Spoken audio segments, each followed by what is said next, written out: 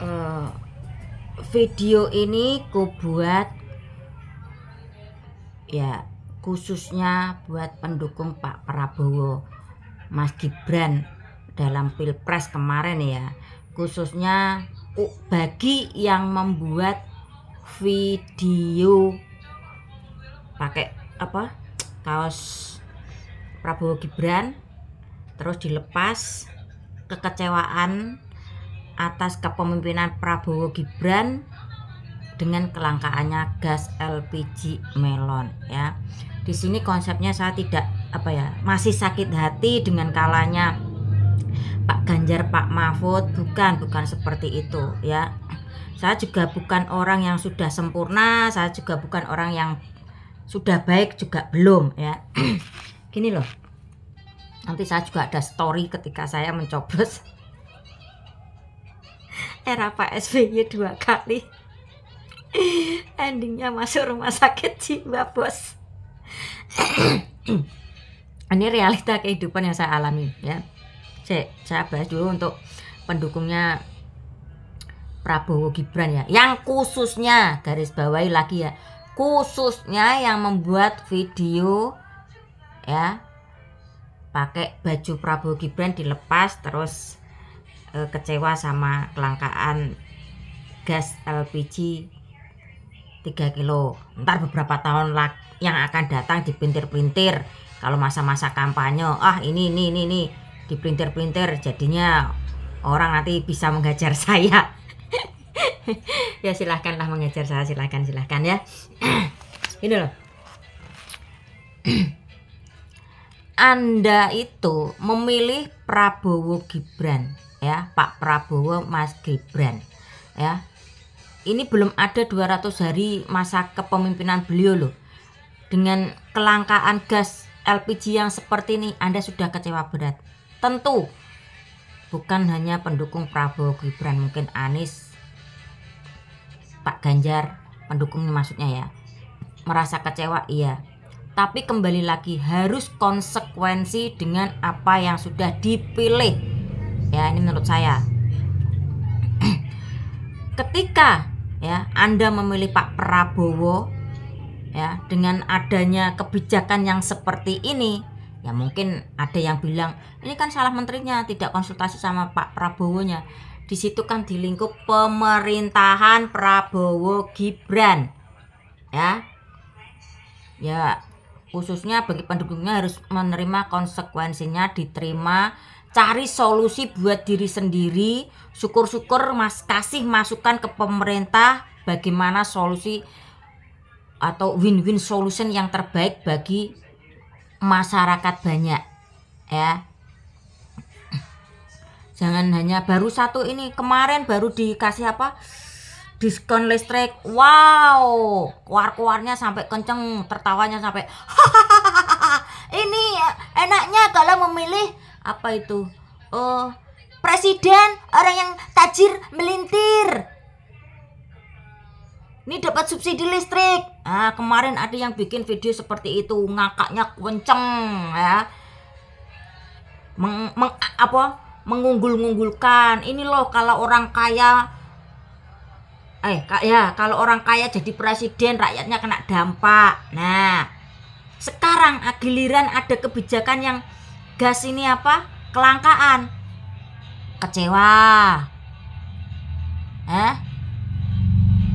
Jangan seperti itulah ya.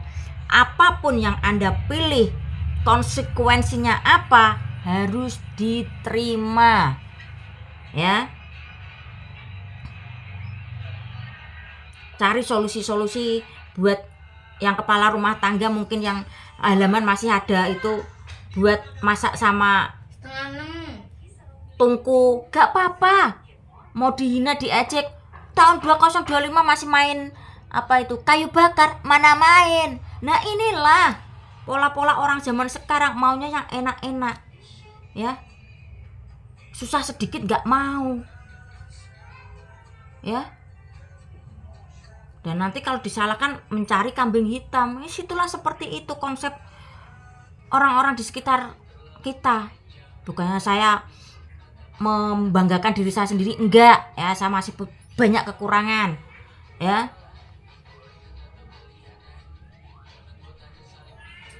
Juga bantu pemerintah ya, bagi yang masih punya apa itu lahan kecil, lahan kosong untuk tungku ya, bisa kok. Ada tuh yang daerah tempat mbak saya itu, yang saya pernah nyepil itu dari tanah liat yang bunder gini, seperti kompor zaman dulu itu pakai kayu bakar, itu juga bagus. Itu harganya 125. Cimanggu Cilacap itu ada apa itu, jual, itu banyak jualan ya. Dan itu kan apinya juga nggak sangat besar ya. Tante-tante saya juga pakai seperti itu ya. Ada tabung juga ada itu. Ini solusi yang bagus ketika gas langka, bisa kembali ke apa itu, kayu bakar, gak masalah. Ayolah mikirnya pakai ini, jangan pakai ini ya. Kalau mungkin yang di perkotaan bisalah yang perabot-perabot terbuat dari listrik yang mini-mini itu ya, yang agak kecil-kecil, itu yang khusus mungkin bagi keluarga yang apa itu sedikit ya. Bisa kok, banyak solusi ya. Kalian sudah coblos Pak Prabowo, sudah coblos Pak Gibran ya. Setelah ada kebijakan ini, enaknya ngakak hahaha ya. Ketika ada kebijakan yang seperti ini, emosi ya. Kalian tuh nggak kasihan tuh yang kalian coblos, mereka itu juga pusing ya.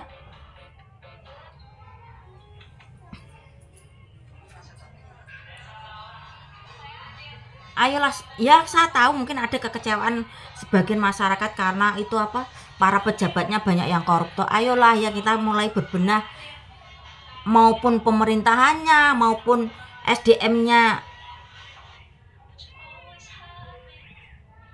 rakyatnya, berbenah sedikit demi sedikit ya. Kalau bukan untuk kita pribadi ya, untuk anak keturunan kita nanti ya.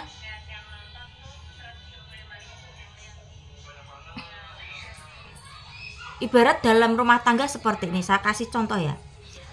Anda sebelum menikah punya kenalan ya, orangnya kinyis-kinyis, glowing, cuantik, isi baratnya artis Korea gitulah. Nah, karena belum tahu setelah masuk nanti ke zona rumah tangga, nah akhirnya menikah wanita yang Anda pilih ya. Nah, ketika sudah menjalani bahtera rumah tangga, tahu nggak bisa masak ya, ngurus anak kurang becus, terus mungkin ada punya penyakit misal kanker stadium 4, terus Anda sebagai pasangan meninggalkan ya. Sungguh tega kan Anda ya. Begitu juga ketika Anda mencoblos Pak Prabowo, Pak Gibran ya, tetap dukung ya. Kalau nggak bisa dukung ya udah cari solusi buat keluarga sendiri ya. Itu masa iya sudah kalian pilih, udah kalian coblos, ketika enaknya tertawa terbahak-bahak, ketika ada kebijakan nggak enak seperti itu ya.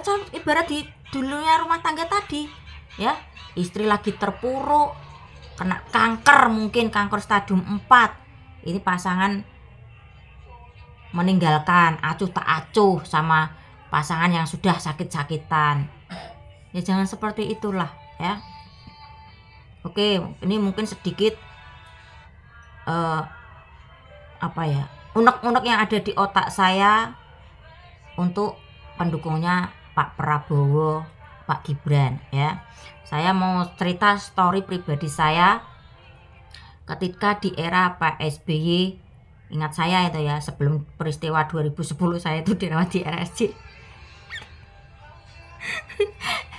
Kenapa saya ketawa setiap bikin video ada kata-kata RJ, saya sendiri heran, saya sendiri nggak percaya saya kok bisa sampai merasakan kehidupan di rumah sakit jiwa ya. 2 tahun itu keluar masuk saya itu ya. Oke, Pak SBY tepatnya itu 2000 berapa itu yang pertama ya saya coblos karena melihat gambarnya dan senyumnya, ingat saya seperti itu. Dulu tuh lawannya siapa sih ya, Bu Mega sama Pak Prabowo tuh yang pertama itu kalau nggak salah ya. Sekarang saya pahami setiap apa itu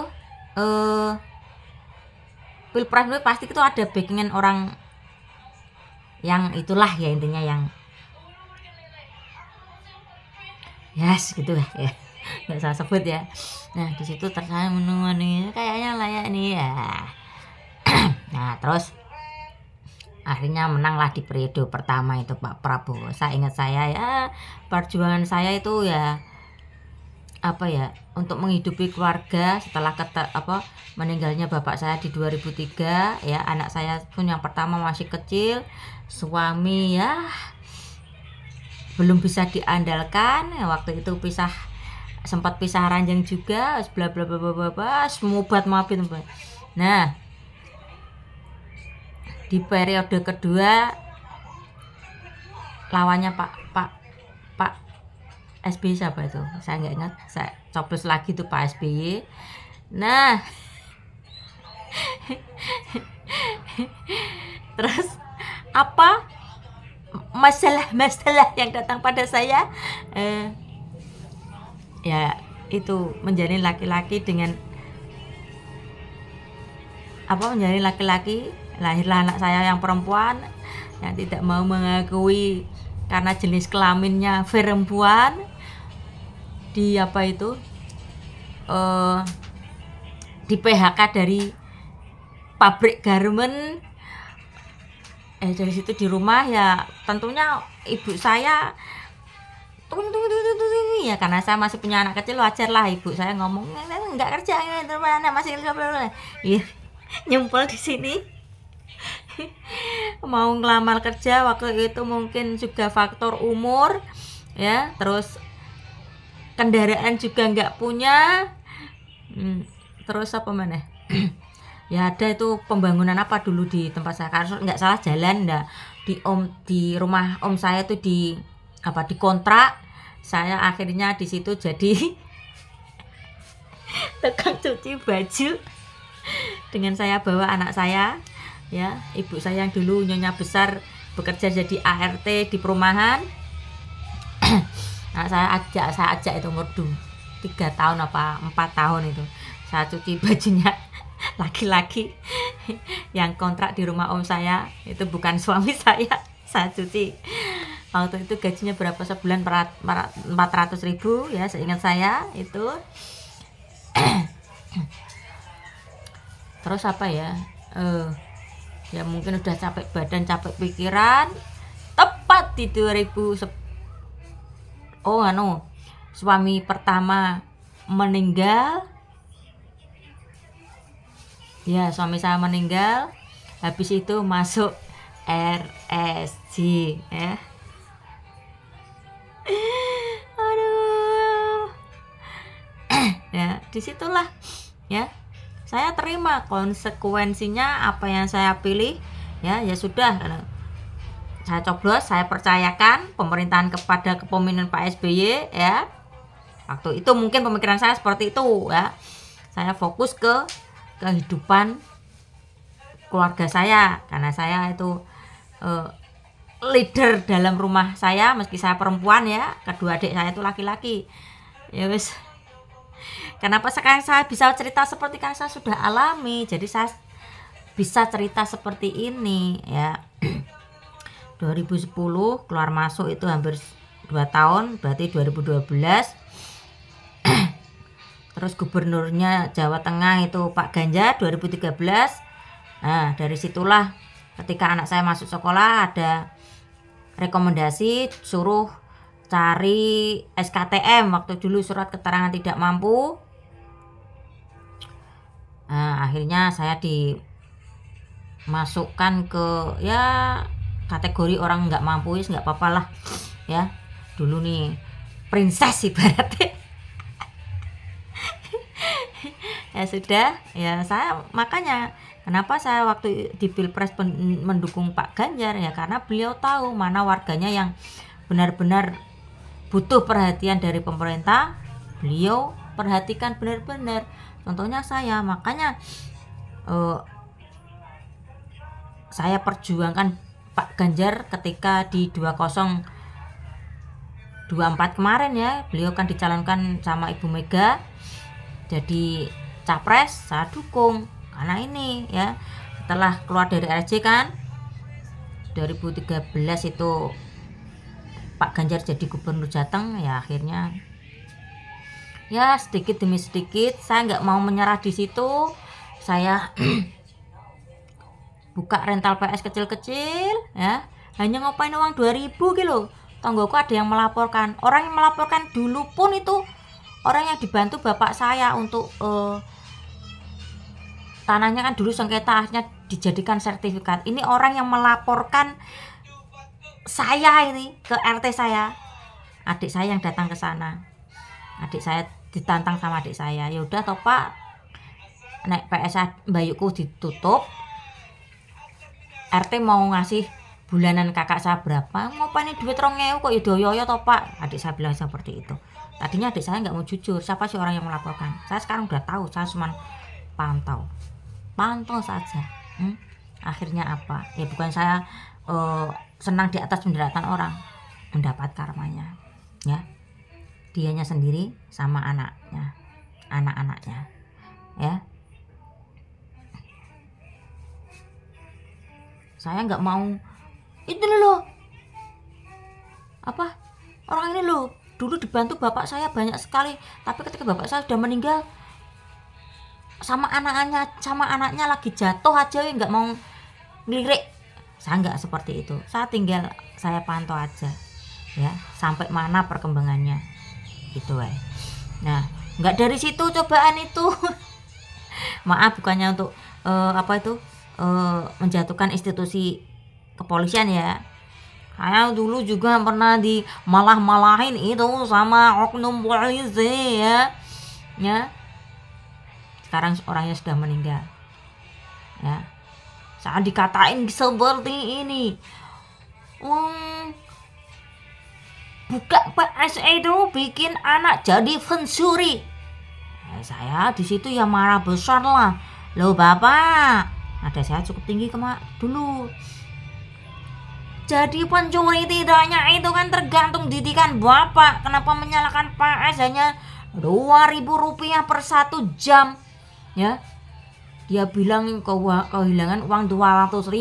Anaknya kalau PS ke sini itu nggak pernah bawa uang segede itu ya, paling gede mentok itu 10.000. Itu pun saya tanya, kalau waktunya sekolah madrasah saya tanya, kamu madrasah sama tidak ya. Saya punya, meski saya buka PS, saya juga nggak mau merusak pendidikan anak-anak ya, seperti itu ya.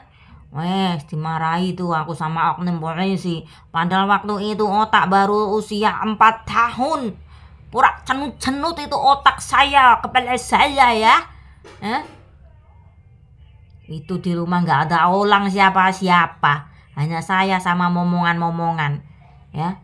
Tetangga saya hanya melihat dan nggak mau meleleh, takut karena nada saya tinggi ya. Dan oknum polisi masih terlocos juga.